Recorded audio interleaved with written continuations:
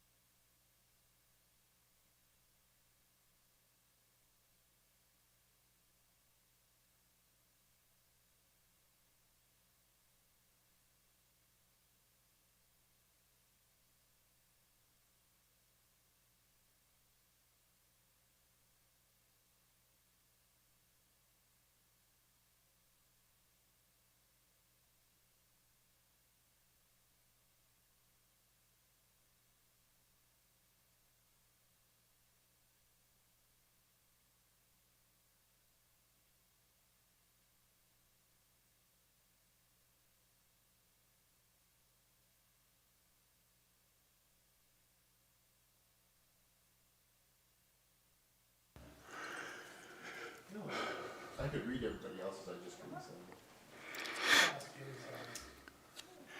Well, the hour being 3 o'clock, I'll call this meeting of agenda and priorities for Town Council for Innisfail, this 15th day of March, 2021.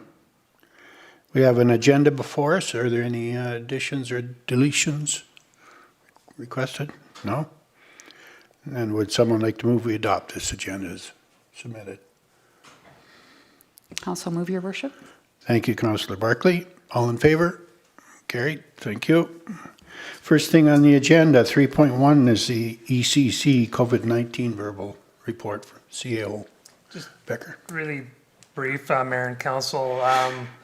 With the recent announcements that we heard from the government and the Chief Medical Officer, really there's any adjustments to our operations accordingly. So we do know that retail has been adjusted to 25% of fire code occupancy, and libraries, of course, where this is now opened, is 15% of fire code occupancy. But as we chatted about with ECC, I think it's still 90 people can still go into the library, so it's pretty large.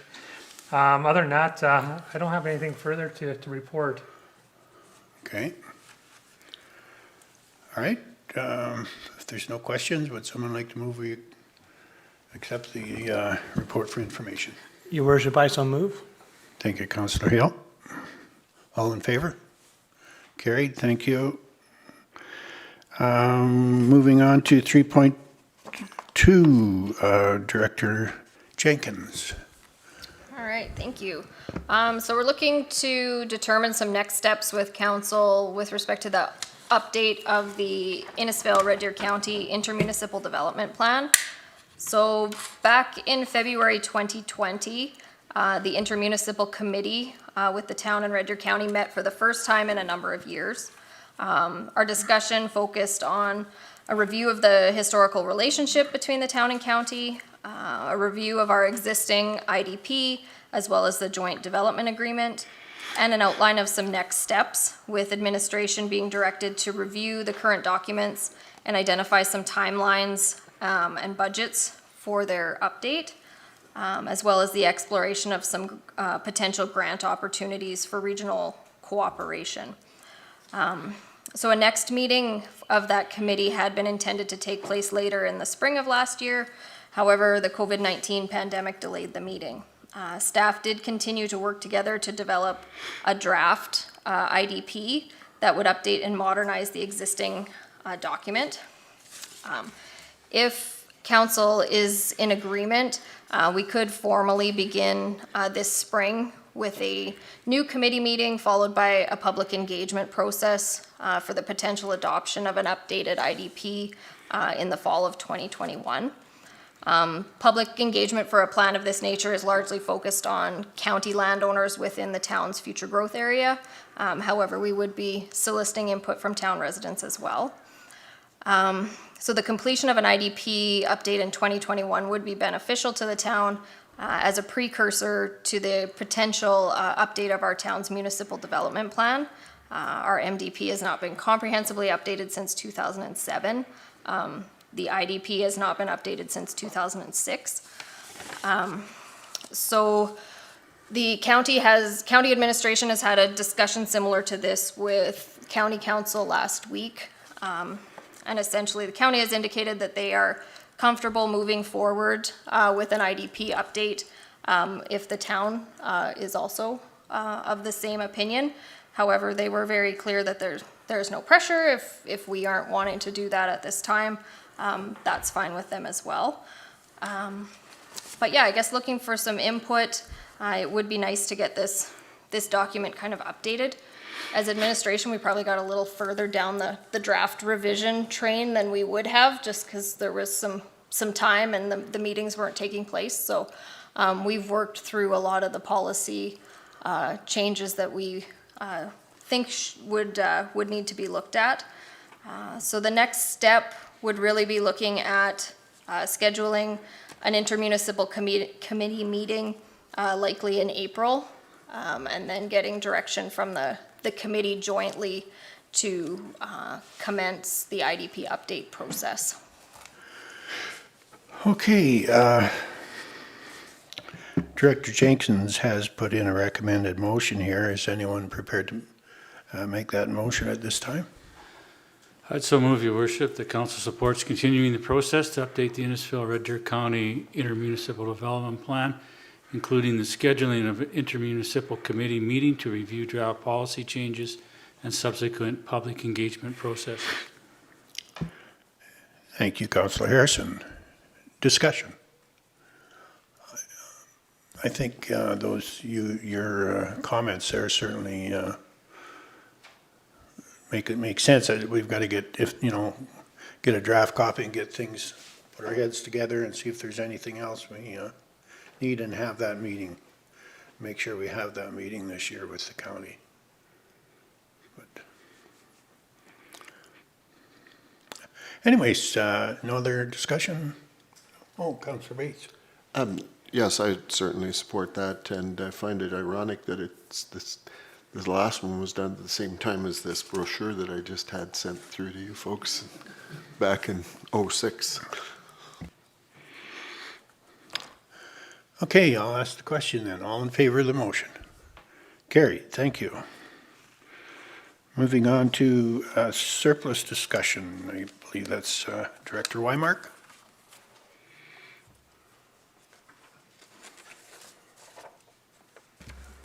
Thank you, Your Worship.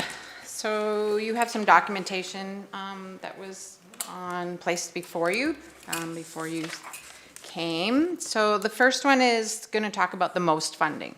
So this was the funding that the province gave to municipalities to work through COVID. We have to have it spent or allocated by at least March 31st. So that's why I'm here. So I did a small breakdown. We were allocated $799,579. Reallocated recreation revenue loss, that's the aquatic, the arena, and any programmings that we had in place, equal $297,546. The tax and utility penalties that we chose not to charge was $95,532. COVID wages and expenses for the year of 2020 was $289,610, and COVID wages and expenses to date are $39,951. So out of that remaining funds, it left $76,940. So there was always talk about what we could do with remaining money and getting back into the community along those lines. It always is very difficult to see who we can reach to get it all out there, but we did look at some library memberships, perhaps pool passes, but we really zoned in on mental health and well-being. So this is something where the money would go to FCSS.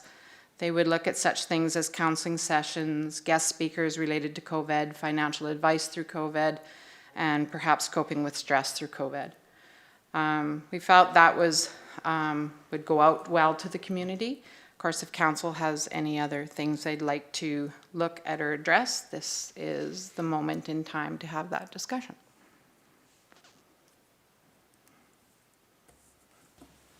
Okay, any comments? Councillor Bates here.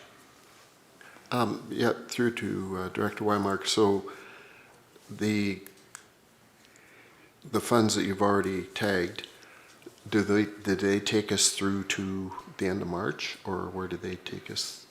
No, just to the end of December 31st. Oh, The and only that's thing all- we carried through was and that's COVID all- wages and expenses, not the revenue. So this budget, we ended at that December 31st budget. This budget of 2021 does not have, we will track anything that comes along and keep track of it, and the possibility again that we get more funding. But no, we used as December 31st for the recreation revenue and for the tax and utility payments. And that would be the end of when it was eligible for those. We could have used some portion of the first quarter. I chose not to. Now, if council would like me to go back and do some of that, that's certainly up to you. It was more me looking at what funds I could possibly get out to the community to use for COVID for that type of thing. Because it would have ate it all, 76,000 would have been nothing for the first quarter to put to revenue. Okay, and do you have any option to, like, put it in a little, any portion of it in a little reserve to say, in case something come up that we missed? No, and then we and then- cannot do that. It must be And then spent. move it, Yeah. if it wasn't, move No. move We the cannot balance? use it for future spending at all. No, That no, is- no, I was wondering if it, in case it was something that we missed up to December 31st, and then if you were able to release, say, a portion of it today or to whatever we decide where it goes, and then finish it off. It has to be used for anything we've spent up to March 31st. Okay, no, I don't I think you're get what making you're us- saying for what may come. No, for something we might have missed. Correct. That if we missed it, then I've missed it. Okay, Yeah. and, okay, so we would, I assume, discuss this and then actually release it near March 31st, which is almost now anyway, but Correct. This is in the form to we're come probably back for. talking next council meeting. I'll be coming back for a resolution, yes. Okay, thank Yeah. you. Okay, any further discussion? Yes, Your Worship. Councillor Hill.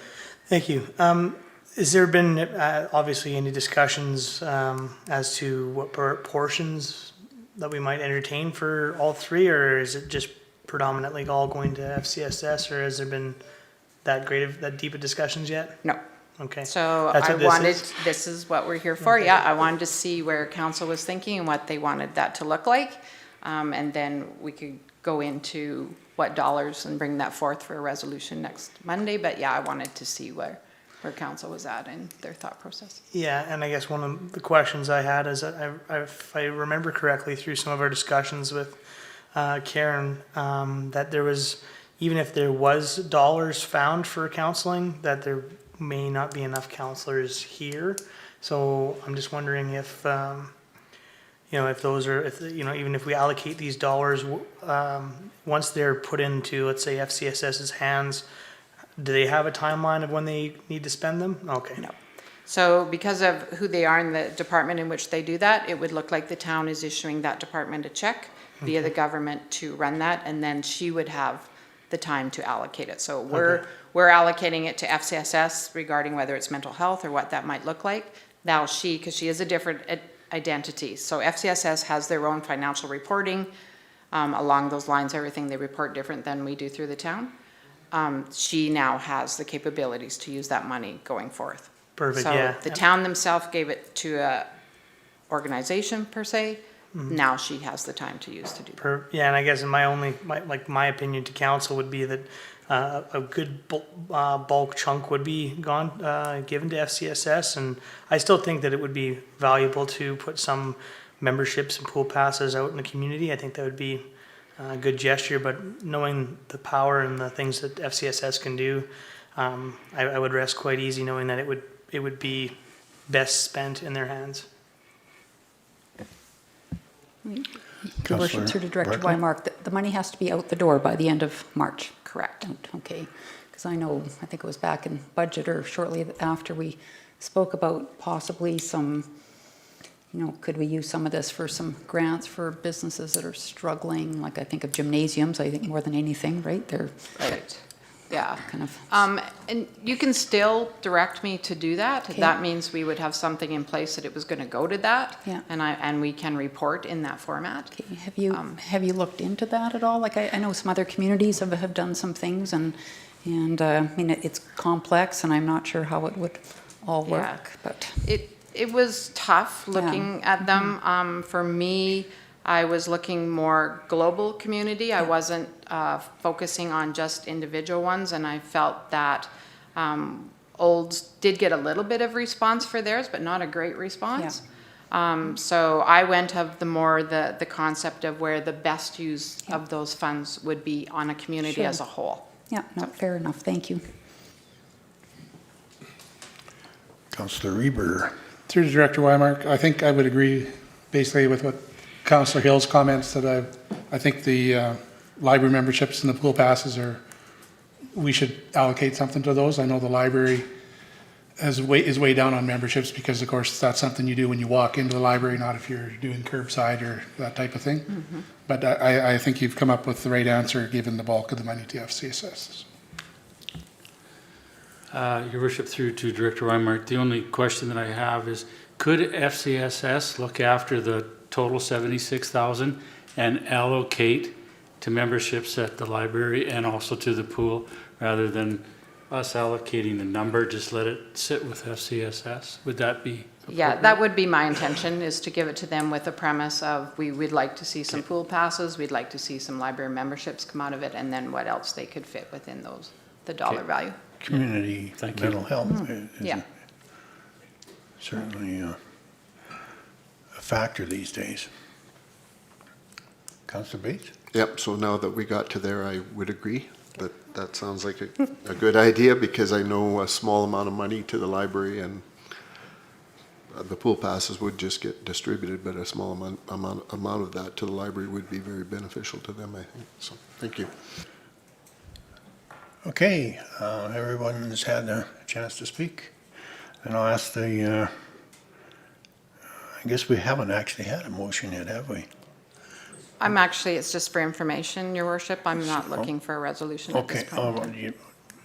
all right, then I won't worry about it. Then I was thinking you might have a motion for information, but I'll move that we accept it for information, Thank you. so you can bring it back to us. Thank you. all right, any further discussion? If not, all in favor of the motion? Carried, thank you. All right, Director Weinmark? The next one near and dear to my heart is surplus. So you are going to see the year-end report come next Monday with this surplus amount attached to it. So we ended up with $955,682 in surplus. So I have put down some considerations that our staff, the SLT, was looking for some funding. Of course, we have the heliport in there for $440,000 because it was not in budget at the time when we did budget. We need some work done in the pool showers of $28,000. We are looking at our QMP and what that expansion might look like and what we might need to do there, so we'd like to allocate $20,000 towards that. We are giving the ski hill a request, not as their request, but $35,000 is in there to give towards the ski hill. Operations would like to look at some intersect painting, 3 in total for approximately $30,000. And then the heliport operating manual has already been allocated out of the surplus. It was brought forth before for $10,000. Once that's all said and done, I would look at the remaining funds, of course, to go to the facility reserve. I'm back where I was at budget time, wanting to build that reserve up. That would give it another good injection of about 400 and some thousand. With going forward, tentative funds that we might receive in future years, MSI of 2022, we're going to look at approximately 1.2 million versus our 1.6 this year. MSI for 2023 is tentatively looking at 847,000. So this is a drastic drop compared, and we knew that. I know you guys sat through the budget. So we need to be somewhat prepared for this. Each year we look between 4 and 6 million in capital. So 1.2 does barely skims the bucket of that. So we look at our reserves at 14 million, which is, that reserve sheet is in your stuff there. 14 million sounds like a lot. However, when you are only getting 847,000, those reserves are going to drop drastically once that comes around. The one question I have, Director Weinmark, on the, you show the federal gas tax at, for 22, but you don't show one for 23? Is that? They're not really talking about it. That's the Fed side, and that budget hasn't come out yet. Okay. So I'm hoping when that comes, we'll hear what that looks like. There is not really, there's no rumbling yet on what the federal gas is. Because I can't see them getting away with 469,000 total in 22. Yeah. I mean, wow. So we do know some costs that are coming up in 2022 for sure. We have a lift station and our road replacement that we have scheduled, and that's coming in at 1.7. 37th Street is another one that we need to look at because of the Building Canada grant. So we might be looking at forwarding that one through, and we're going to be looking for 425,000. And we still have the RCMP, which I've never put on of what could happen in the budget, but we know this back pay is going to come sooner or later. So I've added that number in there because 212,000 is a big hit in a year as well. So I just wanted to have the numbers out there and what you could see, what's coming and what challenge we are going to have. And of course, I'm going to roll right into the tax component because it sort of blends in together of this conversation. So if I can leave surplus here for a minute, now I want to go into tax talk. Taxes was a shock to me. It actually came in better than what we had expected. So that's always a bonus when it goes that direction and not the other. So we initially submitted in budget that we were going to take a loss of 124,000. We did not increase our tax line to accommodate that loss. We absorbed it in the budget. But when it actually came in and our actual numbers came in, we actually have a surplus of 195,000. So that was quite a bit different than what we had expected. So with that said, there are sheets attached. It is still, though, the assessments were quite a bit lower. The one component that gave us that increase was our solar farm. It actually came in quite a bit higher than even what we had, that the assessor had estimated in the first place. So while all assessments dropped, the solar farm is what gave us that extra increase. At 0% tax, if we leave it alone, you will notice that the little samples that we have in there, everybody has a credit. If we increase by 1%, still everybody has a little bit of a credit, except commercial side will take a little bit of adjustment. And of course, if you go up 1.5, still a little bit of credit on residential, but commercial will get the bulk of that. I wouldn't be doing my job if I didn't do the spiel and the rollout of never, ever, ever should we never do a tax increase. When the budget rolled out, the lovely provincial budget, Alberta councils, it is in there, repeat, repeat, and repeat that you should never go a year without doing a budget adjustment. With that said, if we did a 1% tax increase, individuals will still see a less tax bill.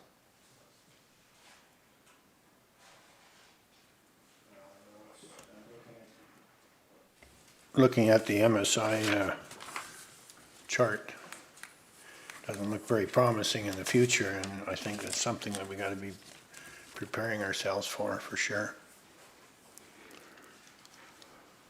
I realize that a 1% is only 77,000. I understand that, but it's a start to.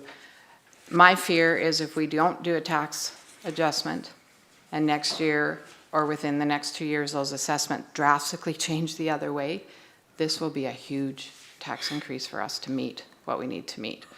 So the financial burden on a taxpayer of doing a 1% this year is not as hard on them as it would be if we had to do this after the assessments changed and went back up. Again, that's my financial of it. This is strictly up to council to make that decision. So what I wanted to do, now I'm going to go back to the other sheet. So on that other sheet, up for consideration, everything below 440,000, it adds up to approximately 123,000. The surplus that we got in on taxes for this year will pay for that. So if we leave that on our bottom line and the individuals that need to do these small projects, it will balance itself out. So I'm not requesting, if council wishes that, I would not request that to come out of your surplus. So basically what would come out of your surplus is the heliport, and the rest would go to, I have it in facility reserve or whatever reserve that you choose for that to go to. Then if you decide to do a 1% tax increase as well, my recommendation would be that needs to go to reserve for sure. That is what it's working towards. Now, I also understand COVID. I understand I can't go from one hand and say we need to do the well-being and the health and safety of the community and then come out and do a tax increase. I understand that thought process. However, this is probably the less damaging year to do it if we are looking at it that way. Now I'm open for discussion.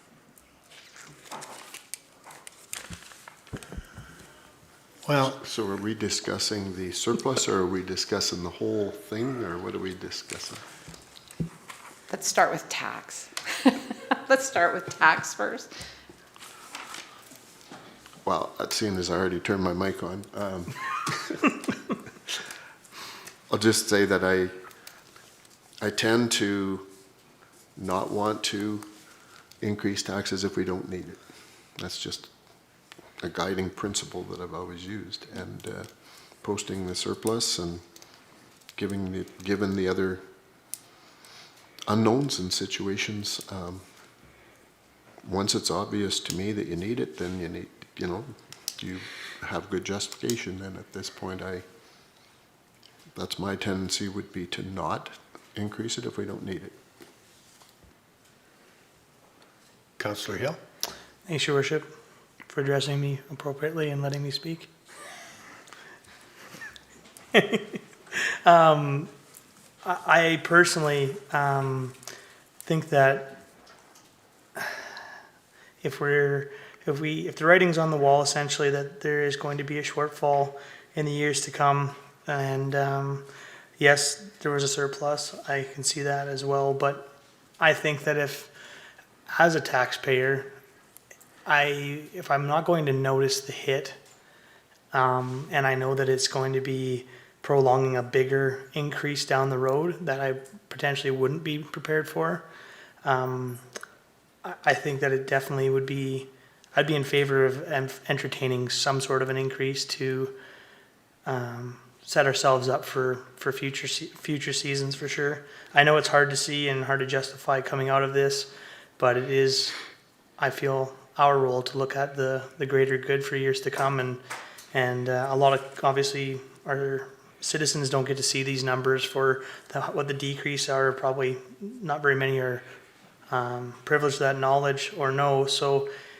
I still feel it's looking out for our community in the long run to look at a potential tax increase. So.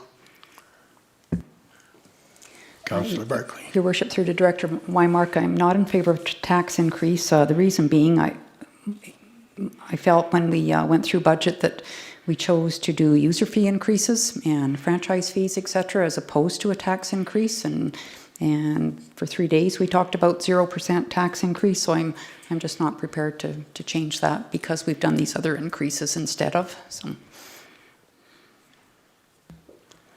Councillor Harrison? Thank you, Your Worship. Just for clarification, Director Weimark, I understand, or did I hear you correctly, that even at 1%, the money left in your jeans at the end of the day is going to be okay? Like, is it, like, I guess even with the 1% increase, is the tax bill at the end of the day going to be more than what they're paying? It will never be more. It'll be either equal to or less. Okay, well then I would certainly support the 1%. I concur with Councillor Hill that, down the road, yes, it's none of us like increases, but I think either we sort of pay the piper today or we're going to pay him tomorrow. And I think, a 5 or 6% down the road is not as palatable as a 1% at this time with the money that's left in it's, I don't know if I can explain that properly, but I think I understand what you're saying is. So just to clarify, that's Yeah. residential that would have, there'll be some commercial or industrial that may go up slightly at a 1%. I just want that clarified. Okay. Yeah. But residential, there will be, still at 1%, they will have a lower tax bill than they had in the past. Because like I say, one day there's going to have to be an increase of whatever percentage, and it's probably going to be more than 1%. So I guess either we bite the bullet on this year, or we leave it for 2 years out and let somebody else worry about it. And I'm not prepared to do that. I think we responsibly, we need to look towards the future. And with all the things that we've been hearing from the feds, from the province, that it's an inevitable. So I would support the 1%. Okay, thank you. Councillor Reber. I think I would tend to agree that small steps, I don't have the summary in front of me, but our tax increases over the last 8 years have been negligible, very small. So I think I would be in favor of a 1%, just to try and keep ahead of it a little bit without too much pain to the taxpayers. So that's where I'm at. Councillor Bates? So just having heard that again, but as I look at it, it's my second term, we've never not posted a surplus. And this is a large one. There are a lot of uncertainties, and I think as Councillor Barclay reiterated that, we did deliberate for 3 days and came to a conclusion, and I'm still of that frame of mind. So we're discussing at this point. We won't be making that decision today, but my thoughts are still that until we need it, until it's really apparent that we need it, and it just doesn't feel right to me to be doing it on spec, and I realize that people are going to be paying less, but it's because their properties are worth less and their assessment's going down. So the other thing I think that's happening is the market is turning on real estate, and if everything stayed the same, probably hopefully their properties will be worth more next year, and they will experience a tax increase. So it's not right to say that they're not going to see one. And that's my further thoughts after hearing the other councillors speak. Thank you. Okay, Councillor Hill. Yes, and one of the things that drives me to some of my comments obviously are we are advocating for a large investment within our community, and for a potential of a sports complex or of some way, shape, or form. And I know that in order to turn the pie in the sky to something that would be in our community, I do agree that, or I would say that there's going to be some significant dollars, even for just servicing that debt. So I know that in neighboring communities, when something like that came into their community, they had to endure a very large, burden of the taxpayer with a large tax increase. So for me, I know that these dollars that are taken from the community would definitely be put back there. So that's kind of basically just for future as well. So that's just kind of my thought process on that. But I'm a little bit more torn after hearing some more of the comments of council. And Your Worship, I agree with what Councillor Bates said, particularly around the property value issue. I know yesterday, I believe, one of the realtors posted how many homes are for sale in Innisfail right now, residential, not non-res, so just residential homes, and it's only, 65 or something, I think was the figure, where a year ago it was almost 3 times as many, 160 or something. So I think we see the market tightening. We're seeing sales take place in Napoleon Meadows and Bella Vista and stuff. So I agree. I mean, it's hard to project, but I see housing values going up because there's a supply-demand issue. And I think as far as I understand what Councillor Hill is saying with regards to a larger project, whether it's aquatic center upgrades or a multiplex, but we also accounted for some of that going forward in the budget in November, where we started a reserve account and put some money in from user fees. Mm-hmm. So I just think we're coming out of, let's hope, this COVID-19 thing, and it's just such a difficult time to put more pressure on people, and yeah, I agree with Councillor Bates. Hopefully next year the housing prices will be up, and that will accommodate for some tax increase. Thank you. Okay, I think everybody's had an opportunity to speak. I just, of the feeling, this is almost, looking at this MSI situation, and it's not a lot different than what we were exposed to when we were going to a regional wastewater system. We had a couple of years of warning, but we knew that our wastewater treatment cost was going to go from about $600,000 a year doing our own plant to about $3 million. So we had the sense to at least build some reserves to lessen the impact for that happening. And I know other communities, one in particular, and I'm not going to say the name, but didn't do anything, and then got hit by front pages, big sewer bill, and this type of thing. So they didn't, that's what can happen. So I'm of the agreement. I know it doesn't look like we need the extra reserves, but we're looking at the good potential of $1 million less from MSI and gas tax situation. That's going to put a big kink in our capital budget process. So, I think it's prudent to set aside a little more money, because we know this is going to happen next year. I mean, it doesn't really bother me because I won't be here next year. It'll be your problem, not mine. But I'm just trying to set up for I don't want to burden the next council with that kind of a, weight loss or weight gain. But anyways, that's just my 2 cents. So we've had enough time to discuss it. Now, we can't make a motion to that effect, but can we give administration some indication, or what would you suggest, Mr. CEO? Just that, your worship, provide Heather some indication of how she should structure her next week's report, and then, of course, the tax rate bylaw as well. Okay, I guess I want to be fair to council at this point. There'd be no vote other than to ask administration to come back with a modified game plan with a 1% increase for consideration. Does that make sense?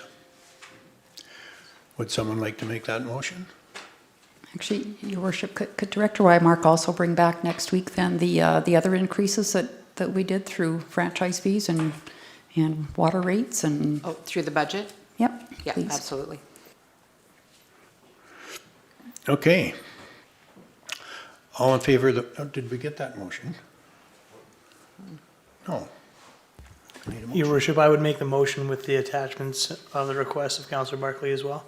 Okay, thank you. Well, just to come back with a proposal for consideration. We can't vote on it today, but just to keep the ball rolling. You're not wasting your time. All in favor of the motion? Opposed? Carried. The vote is 4-2. All right. So now I want to go back to surplus. Okay. So first is the small items. I guess I'm looking to see if council is in agreement to just use the surplus, the additional tax dollars that we got this year to offset those.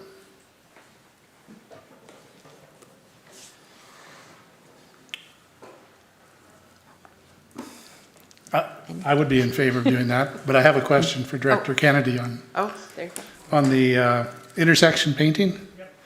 Is that different than we did it last time? Because I don't think we had very much success on it last time around. Is this going to be more permanent? It will be different. We did, unfortunately, before my time, had a bad contractor that did not do a very good job. So this would be to, obviously, a different contractor. And we have budgeted for 3 intersections, so this would just finalize the whole Main Street sections to get all the intersections done. Because we had only budgeted for 3. And Your worship, through to Director Kennedy, we talked at budget about maybe some colors other than white. Is that a possibility?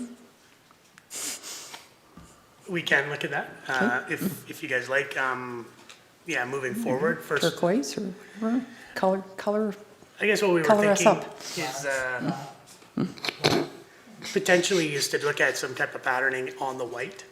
So, Okay. so that it's not, something that can be managed in the future if we need to just paint over.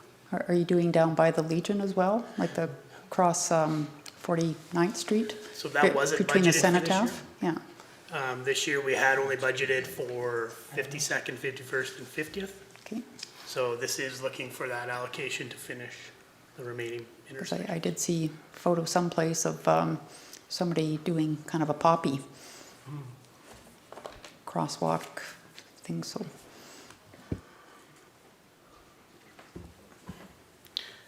Councillor Hill. Yes, and I might be the only one in the room that doesn't know what QMP is, but could I get that explanation, please?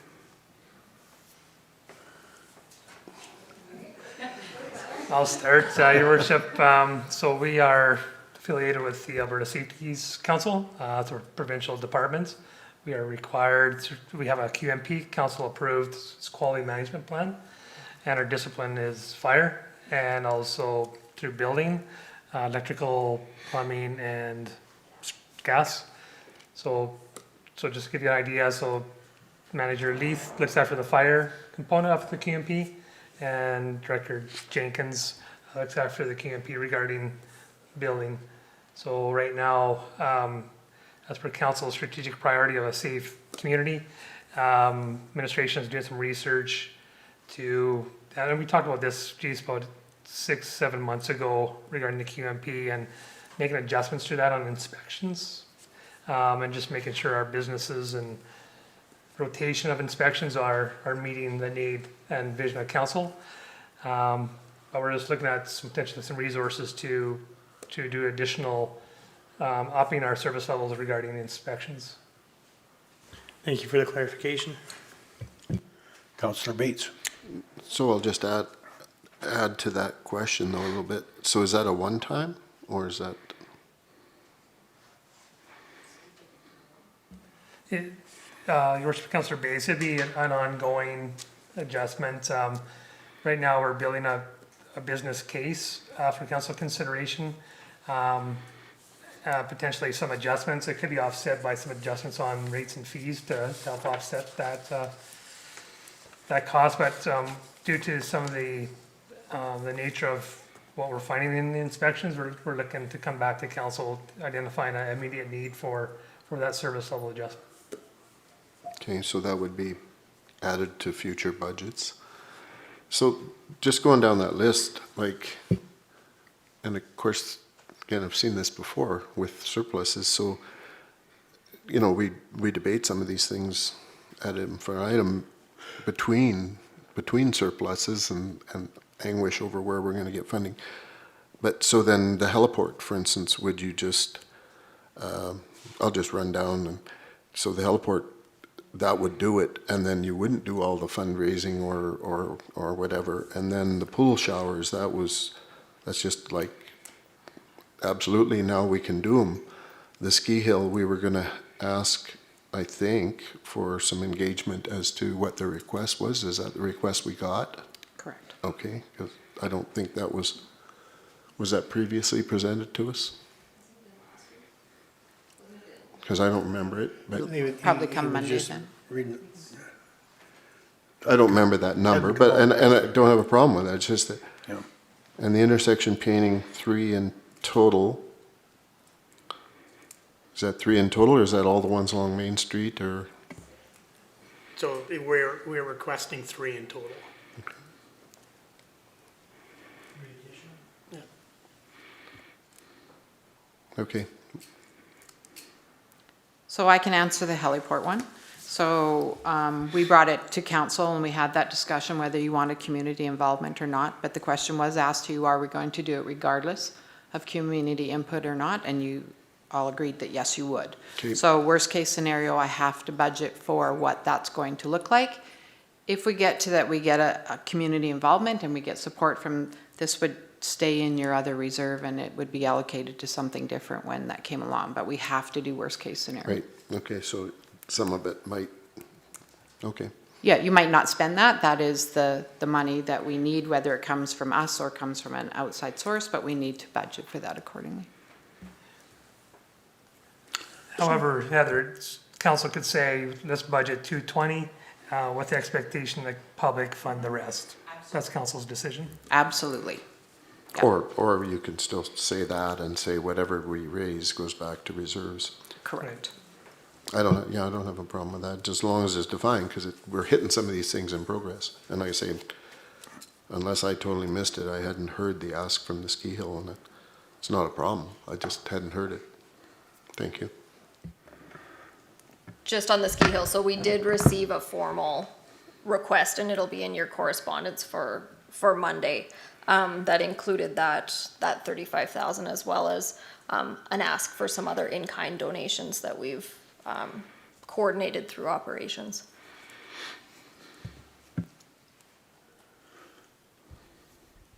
Okay, any other questions regarding that surplus?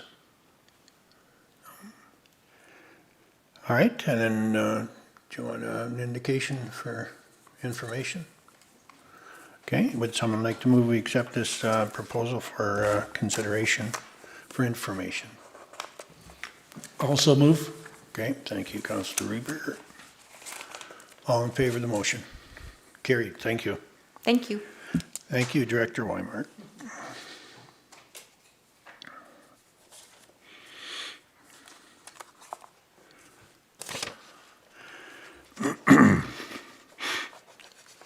We next have 3.5, Capital Projects Director Kennedy. So yeah, and thought we'd take this opportunity to just give council an update on all of the capital projects that we're currently working on. It's going to be a real brief summary, as well as we did put a map together so that it just gives you a good idea of where we are around town, all the areas we're working, as well as gives the public an idea as well. So I'll start, I guess, just in the operational side, and then hand it over for the other departments. But currently, so we are working at the CP Rail pedestrian crossing and the Whistleton station. Unfortunately, we've hit a bit of a snag on that one where we haven't had much progress. So we continue to inquire with CP Rail in regards to getting an update and get progress going on that one. So we are just plugging away at that one. I don't know. That's about the only update I have, unfortunately, for that one. So the lagoon remediation, we have submitted our remediation certificate to environment with a pretty positive feedback from environment that we should have hopefully a sign off here fairly quickly this year. So that'll be really good for the lagoons itself. The sewer and manhole relining. All we have left on that one for this year actually is about 16 manholes.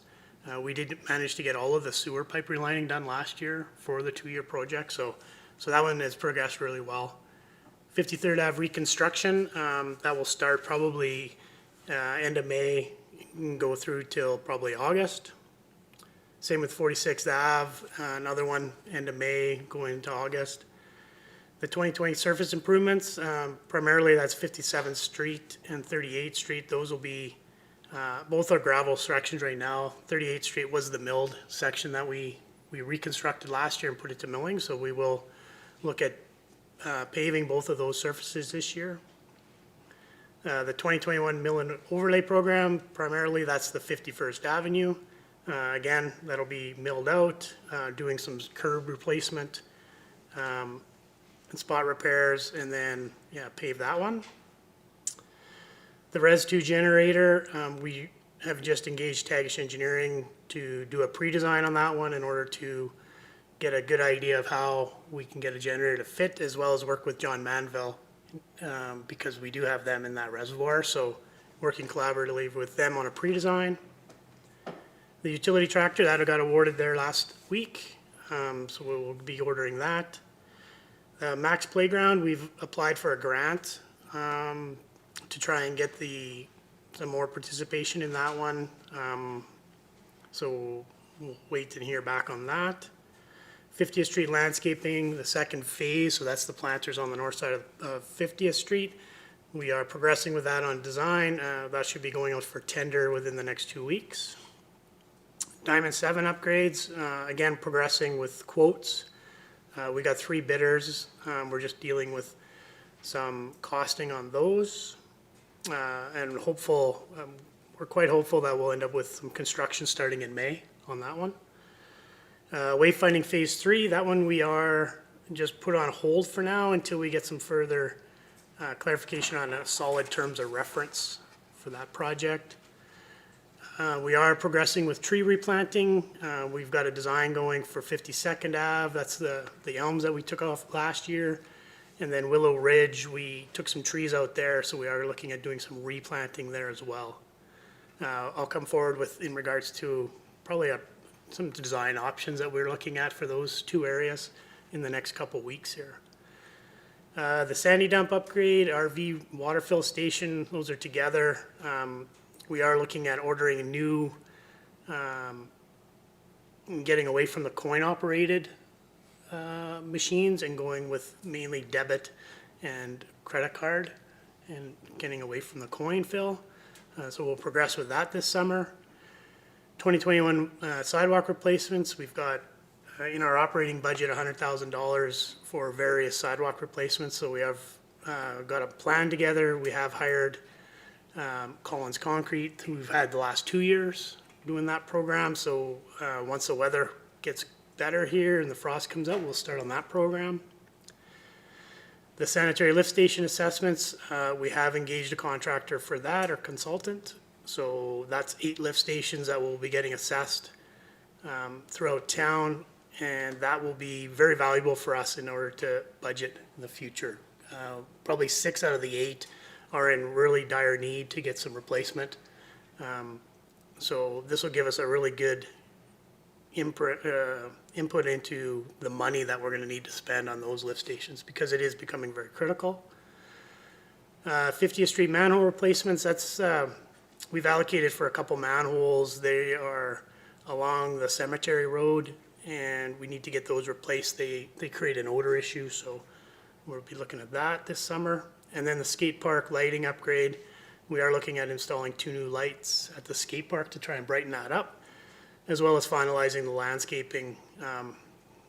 It's a chore to get landscaping around a skate park to grow, so we're gonna look at some ideas there to try and get some grass growing in that area. So then I'll head over to Megan in the community services. Could we just stop for 1 second, Your Worship? Sorry, Steve, Megan, just maybe a couple of questions. Oh, yeah, if you have questions. Yeah, sure.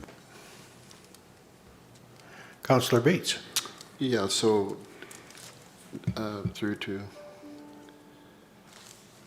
Director, the whistle cessation concerns me a little bit. Can we get some definition of what is left that they need? Not like right this minute, but I'd like to see that be top priority, because I think I brought it up a little bit ago.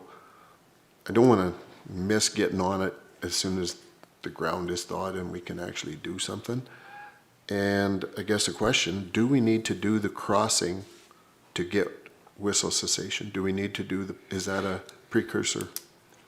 No, the pedestrian crosser isn't a precursor, but we do have an upgrade at 42nd Ave to do. Right, I knew we had to do that one. And that is where we're stalling. We cannot they're the only ones that do the designs.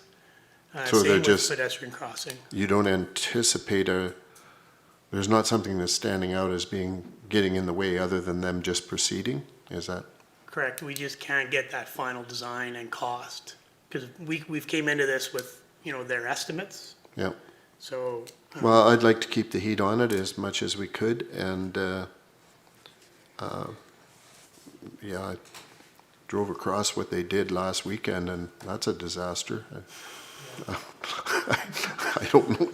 I'm I don't hoping know- that's I temporary. don't know how we get feedback to them, but they've managed to take a nice smooth crossing and turn it into almost as bad as the bypass down, going one way by the That- south overpass, so. Quick update on that, one. That is a temporary, they take the The boards commuter out. is temporary, yeah. They have told us that they're gonna come back with the concrete crew to do the concrete as well as for the highway. Okay, That thank one will get done as well, so. Drop a whole Thank you. foot in. I would certainly like to keep the pressure on as much as we can, at least make sure they know that one of council really wants to see the whistle cessation as soon as possible because of the frequency of the trains again. With the price of oil and everything else, frequency, you can just tell it's picking up. Thank you. Your worship, through to Director Kennedy, can you remind us on wayfinding phase 3?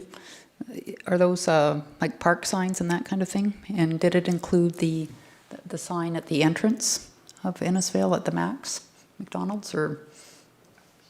No, it did, that wasn't part of Okay. that wayfinding. This was in the master pedestrian, I can't remember the name of it now, but anyway, part of the third phase was gonna be, we were looking at playground signage, some trail signage. But yeah, we are kind of up in the air right now exactly on what that terms will be, so we just wanna make sure that we don't kind of get going in the wrong direction, so. Okay, thank you.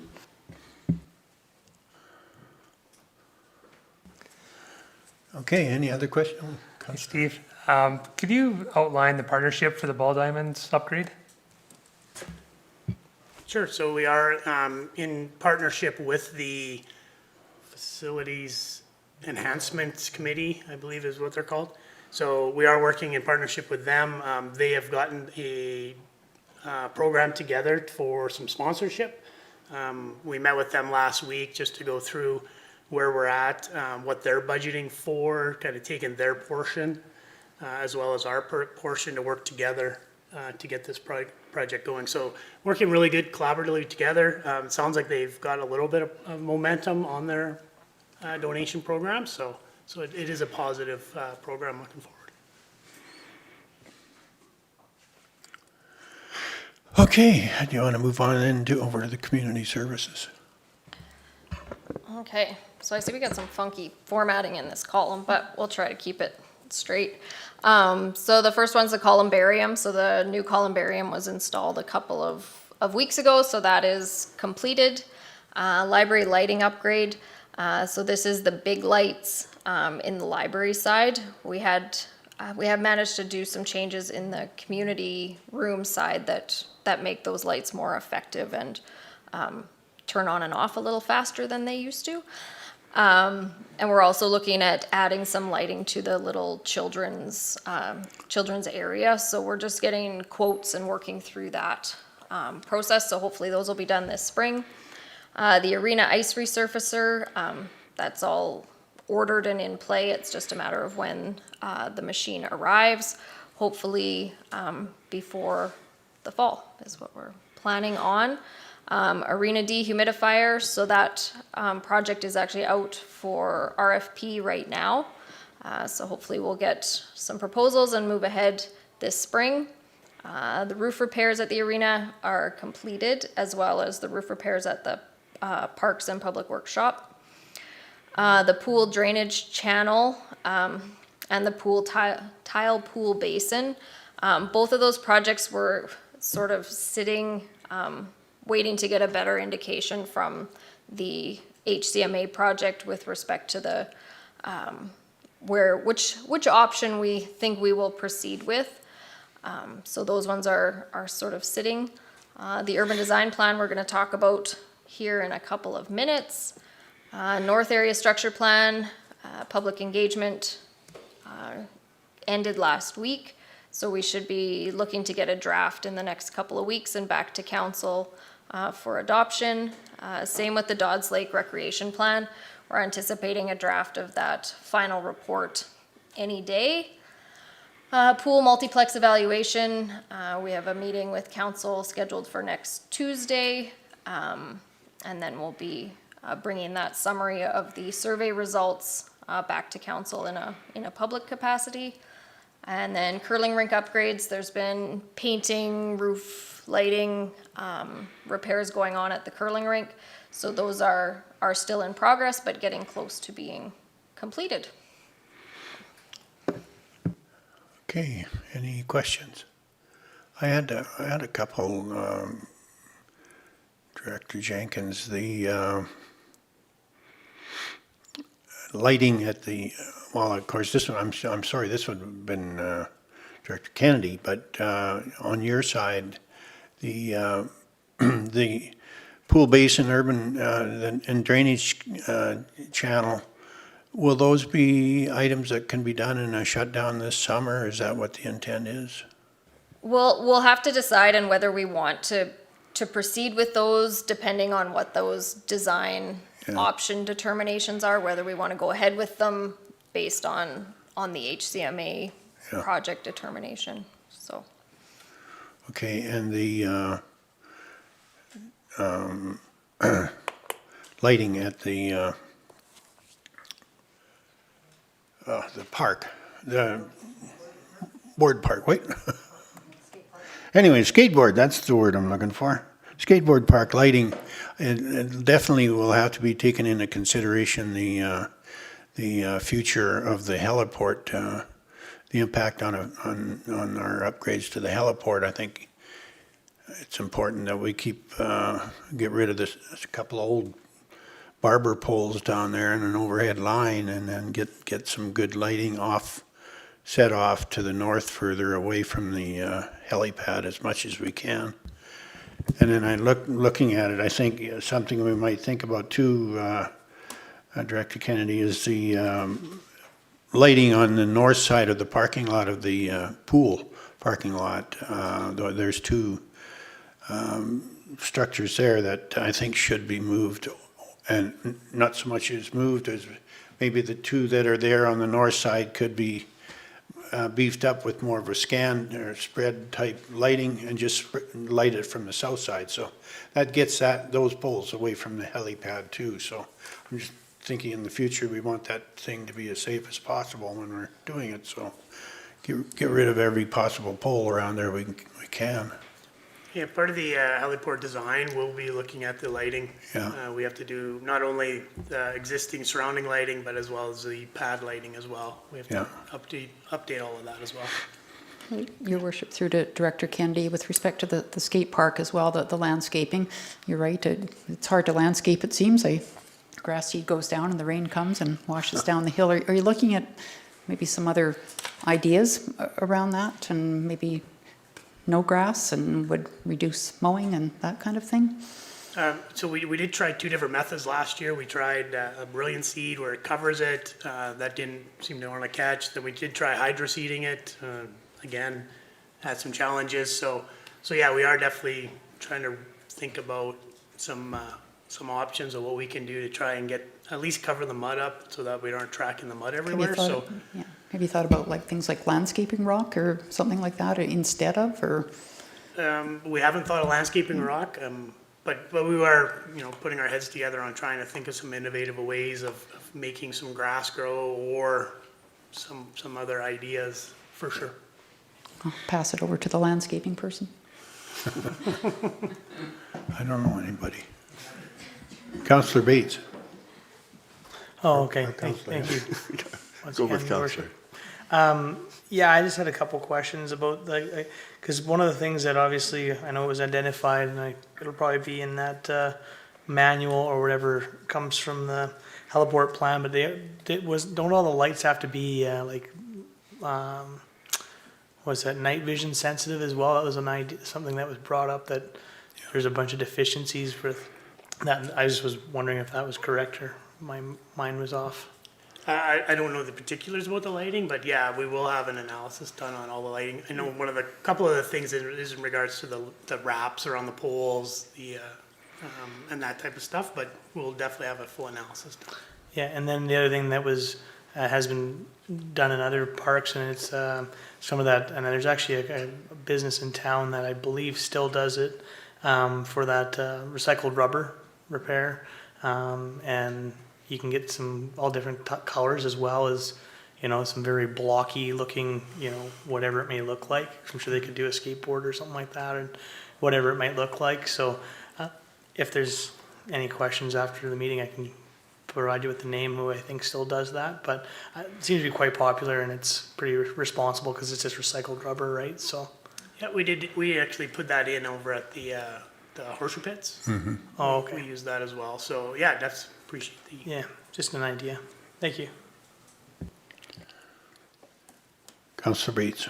Yeah, so just a comment through to Director Jenkins, I guess, look forward very much to seeing the multiplex evaluation and the Dodds Lake. It seems like as we do these and get, a nice rendition up, a lot of citizens look at it and say, oh, wow, look what we're getting. And of course, there's no decision made yet or what portion of, and then obviously it relates back to tax discussions and that sort of thing. So look forward to seeing those, and even the urban design discussion, which will follow. It all falls into the same thing. And like I say, unfortunately, I think some people look at the pictures, don't do the surveys, and just say, wow, that's coming. And we all need to realize that. Thank you.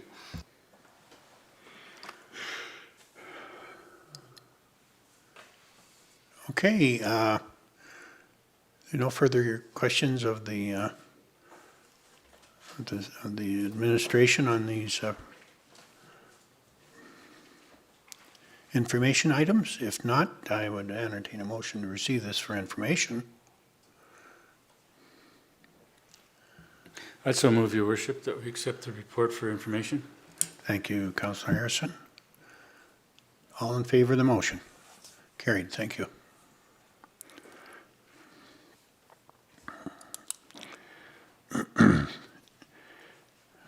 Manager Fullerton, you have the floor, sir. Thanks, Your Worship, and good afternoon, Council. Very similar to the last report you just saw from Steve and Megan, just want to provide a verbal update on some of the things we've been working on over in the ECDEV communications side of things. So same again, I'll just breeze through these and hopefully be able to answer some questions or give clarification if you have any need for that after I've gone through them. So this is just an overview of things that are either on the plate at the moment or will be coming up in the very near future. So just a note there, it doesn't reflect some of our normal service levels and everyday functions as I've referred to them as. The one you see at the very top there is our ECDEV plan 2021-2026. So that plan largely has influenced the majority of the other items on this list. So as you know, we completed that over the course of 2020, and we've now got quite a bit of action in front of us in terms of rolling that out and implementing it and ultimately bringing it to fruition. So again, some of the items that you'll see in here, as well as, excuse me, the urban design plan that I think Megan's going to talk about shortly, all come as a result of that plan.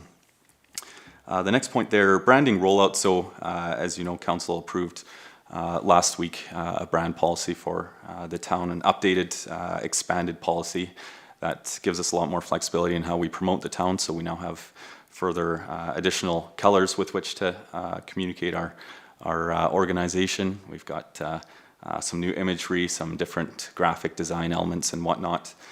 So a big part of that is just going through where we can and starting to update and refresh some of our existing materials. So as you'll see, with the help of Ken and Vanessa, we've updated the council report tonight, or this afternoon rather, that being just one example of where we're moving forward with some of those new colors and whatnot that we have as part of that. The next item, of course, website optimization. So as you know, we did roll out the new website last week as well. We're still in the midst of what we're calling a soft launch at the moment, still working through some anticipated challenges that come up with new websites and new technology. For the most part, I think the initial kickoff has been quite positive. Obviously, things have come up here and there, nothing out of the ordinary or unexpected at this point, but we do continue to keep an eye on it and update and correct things as we need to. Next item, marketing plan. So again, just as part of the brand rollout last week, we do have an indication of a little bit more of where we want to go as a community, how we want to promote ourselves, to whom we want to promote ourselves, and the various channels and avenues through which we can reach those folks. So with that said, we're going to come up with a bit of a game plan on how we start to roll that out and execute it over the next little while, which does lead a little bit into the next item. We're starting to utilize video a little bit more in some of our communications, promotions. We do have some work being undertaken at the moment with a video production company to promote some of our activities that we have in the town, recreation, culture, those types of things. So that's underway. We should be able to provide you a little bit more information or updates on those, hopefully in relatively short order. Business support webinars. So we are in talks at the moment with a service provider to offer potentially a webinar or a series of webinars aimed at supporting local businesses as they navigate the COVID-19 pandemic and normal economic challenges as well. So that one's in the exploratory stage at the moment, but we do have some indication of the types of subject matter that could be presented as part of those. So very much in the planning stage just now, but again, hopefully should have some more information to relay to you soon enough. Commercial and industrial land inventory. So I know something that's been brought up by council several times over the past few weeks as being something that would be useful in helping administration paint a picture for council in terms of what's available and what's not in terms of commercial and industrial land. So we are currently in the midst of developing that. There's some little nuances here and there with respect to privacy that sort of dictate what we can and can't gather or collect in terms of data. Nonetheless, we are continuing to work through those and should be able to work towards something that will be able to, again, help paint that picture. More on the communication side, the Policing Committee 2021 Engagement Plan, so the Policing and Safe Community Committee, we are through communications working with that committee to roll out the engagement plan that they approved at the start of the year. So I think their intent, and I can't speak on their behalf, but really was to bring awareness to the existence of the committee as well as some of its goals and mandates over the course of the coming year and perhaps beyond as well. We do have an engagement scheduled for next Tuesday evening, March 23rd, if I'm getting my dates correct, which will see the committee engage with stakeholders digitally, electronically. So we do have a few registrations for that one at the moment. I think we've got 25 folks that have signed up just now and still growing. So we'll try and increase that over the next few days. But just one of several items that are planned as part of that engagement plan over the next few months. Leading into the next item, Interdepartmental Web Content Committee. So now that we have our new website and we're sort of working to roll that out, there's sort of an express need to make sure that we keep it up to date and fully optimized and fully leveraged going forward. So one of the means that's being explored at the moment is to potentially bring together a group of administrators here at the town office to meet regularly just to review the content and make sure, again, we're getting the best use out of our brand new website. Community Partners in Action video. So that the Community Partners in Action group, as you're all familiar with, tremendous group in the committee doing some, community rather, doing some really amazing things. So had the pleasure of sitting down with them for a Zoom meeting a few weeks ago. Some great discussion just to learn a little bit more about some of the things they've been up to. And we actually did record that discussion. So the intent is we're going to edit into just a bit of a highlight video and eventually have something that we can share on social media and through various other channels just to help celebrate and promote a little bit about what that group is doing. Lead mitigation communication, so a project that I'm working on through communications with Steve at the moment, and I maybe won't go too far into that one just now. I'm not sure how much is prepared for council's review. However, that's a fairly sizable one that we're working on at the moment. A resident welcome package, so working with Heather's department in finance, as well as some stakeholders in the community actually that have expressed a usefulness for to have some kind of a package that we can present to newcomers into the community. So if folks are moving to town and they come to the town office, do we have information or some kind of a welcome package we can provide them that gives information everything from taxes, utilities, local businesses, that type of thing. And is it something as well that we can maybe present to and share with local realtors that they might be able to pass along to prospective residents as well, folks that are looking to move into the community. The next couple of items are related to the media side of things. So we do have a draft media relations procedure that we've got prepared, just ready to share with the senior leadership team, and hopefully advance that one through the administrative process in the next few weeks here. Media training is something that's been on the docket for a little while as well. I think the timing of that one, I think right now we have it scheduled for after the election this fall. However, we can adjust that as needed based on council's desire. And then the final item, just at the moment, is an annual report. So just working with the various different departments internally to prepare a bit of an overview of some of the achievements of council and administration on a regular basis. We don't have a tangible framework for that one at the moment, but it's something that we're exploring, just again in that same spirit of celebrating some of the achievements of again, council and administration over the past year and beyond. So that's it at the moment. Happy to answer any questions that you have on any of these items or any others that you might feel are missing. Councillor Barclay. Your worship, through to Stuart. Great. Love the new website, by the way. It looks great. Question I had mentioned prior, the signage that we were looking at doing at the corner of McDonald's in conjunction with the partnership with the chamber. I know we put that off because of financial issues last year. We weren't sure how things were going to go with COVID. Wondering if about a dialogue around potentially an app instead of a sign, like with a screen. I'm only saying that because if you want to see the events that are taking place in Innisfail, you would need to be sitting at the corner of 50th and Highway 2A, right? Where it's not how people are doing things anymore. And I think there may be advertising opportunities that the chamber could take advantage of with that. And so not sure, like I have a chamber meeting this week and I was going to maybe, not sure how to proceed with this, but you know, about having some dialogue with the chamber around this idea. And not that I don't think we need a welcoming sign. I think we should have a welcoming sign, but maybe not with a screen on it, because I think, you know, for 50,000 or whatever the screen is, that we could maybe do something that would be much more attractive to tourists and events, like have events on the app as well that are going on in Innisfail that people could access every weekend. So. Yeah, your worship, through to Councillor Barclay. Yeah, certainly great suggestions. Absolutely, and I think a lot of value in that. It is something that we have kind of lined up to explore a little bit further. And yeah, by all means, if we can discuss that with some of our stakeholder partners, such as the chamber, yeah, I think that would be great. So that's something maybe we can follow up on in the next little while. So, your worship, would you like me to mention it, Stuart, at the chamber, or just leave it? Like, or will you do that internally, or? Yeah, I'm not sure if there's a preference as to how that engagement is carried out, but yeah, from my perspective, no concern. Okay.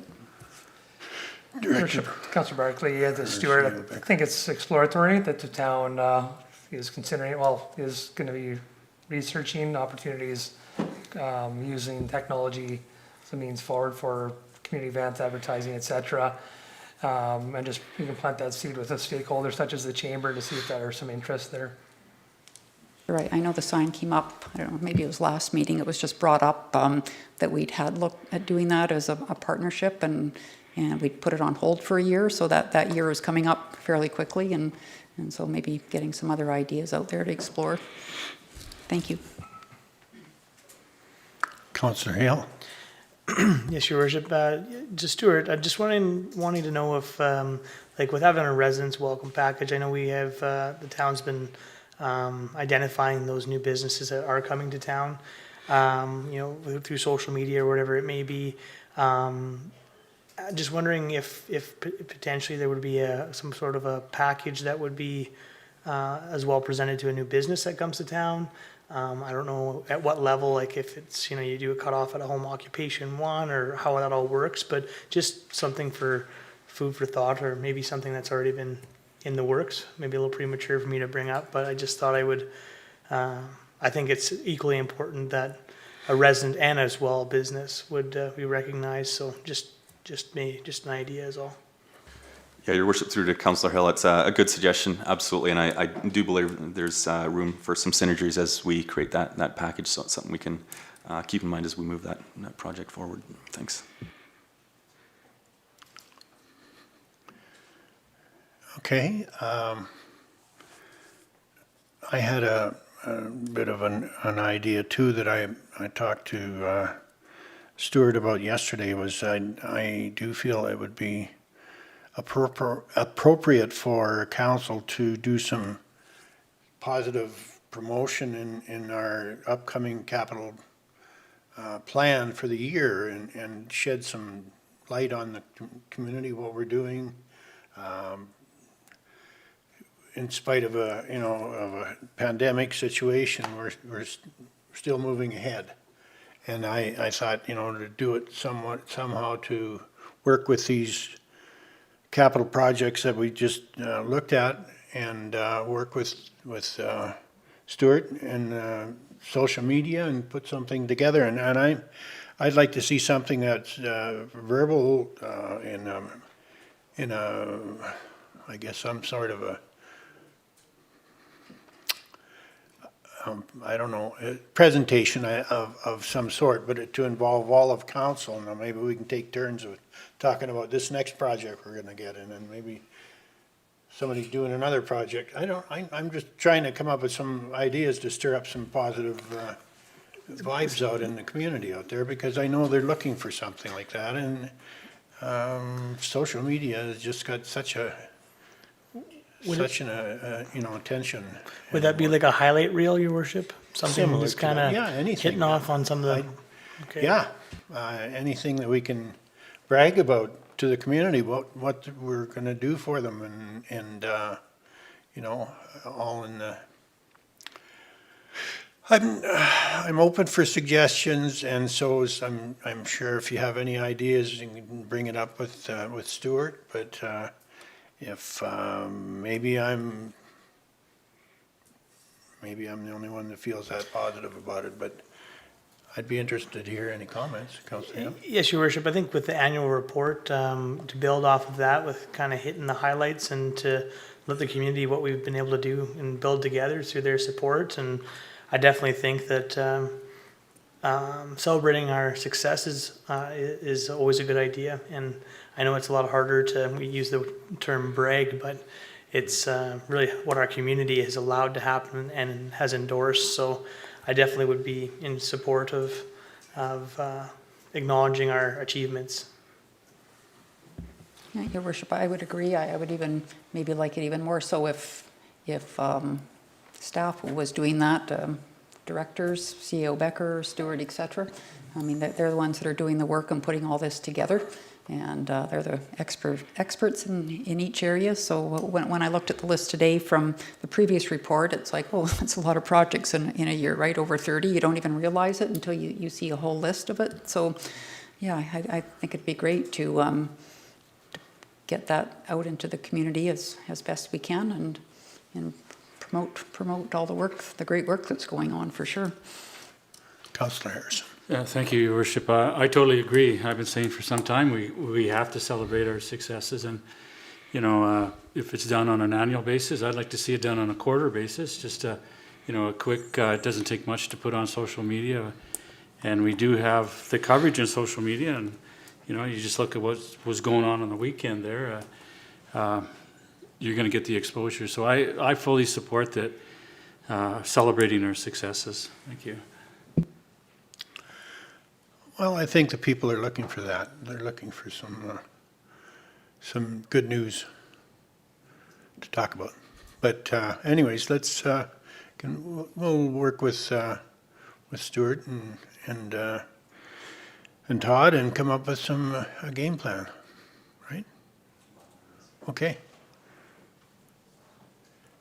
Okay, thank you, Stuart. Great. Thanks, Your Worship and Council. Would someone like to move that we accept Manager Fullerton's report as submitted? I so move, your worship. Thank you, Councillor Hill. All in favor? Carried. Thank you. Thanks again, Stuart. Okay, urban design discussion. Okay, so, yeah, so it's titled Urban Design Discussion, but I think it's probably a little bit bigger conversation with council. And I think there's probably three different components to this whole conversation. So I'll maybe just sort of go through what I see as the three big parts to this downtown and the ECDev strategy, and then we can go from there. So the first being the update to the downtown ARP, and then the associated urban design guidelines or plan that would go along with that. So that project is intended to tick quite a few boxes, not only on administration's to-do list, but as well as things that were highlighted in the ECDev strategy. So we've talked about commercial design guidelines in the past, promoting architectural and site design features clearly in the ARP for permitting as well as for our facade program. As well, this update would take the ECDev strategy and create concrete policies and requirements that allows for the consistent application by staff and remains in place in the long term as a statutory bylaw for the community. So I think the update to the ARP and sort of the modernization and some of that urban design, whether guidelines or plans or whatever that ends up being, as well as those graphic renderings that are identified in the ECDev strategy, I think those are really gonna help. And when they get put into that bylaw, they're gonna be around for a long time. They're not gonna get lost. Once the 13 Ways plan isn't the big thing we're talking about all the time. And it also translates it into language that staff are communicating to people when they're coming in to apply for permits, or when Steve wants to build something and I can show it to him.